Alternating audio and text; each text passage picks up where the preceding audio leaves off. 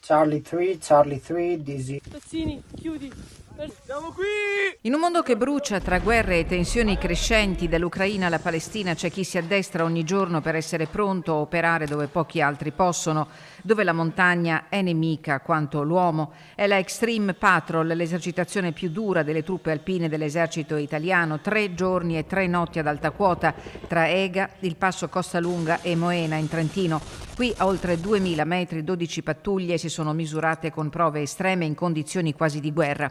Dall'infiltrazione con elicotteri CH-47 all'azione cinetica con colpi a salve e simulazioni laser Miles, fino al guado in acqua gelida del lago di Soraga.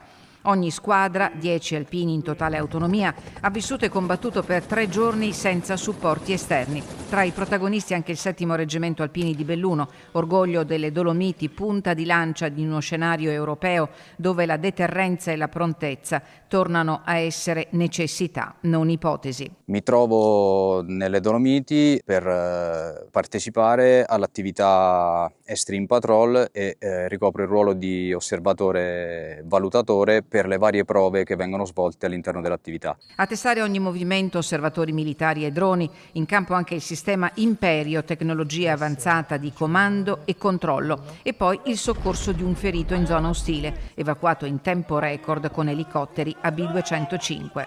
Queste attività devono essere svolte rispettando dei criteri minimi e io sono deputato a osservarli e a giudicarli. Non solo muscoli e tecnica, ma valori e spirito di corpo. Nelle parole dei comandanti, la vera essenza della Extreme Patrol, formare soldati pronti al combattimento e alla solidarietà in ogni condizione.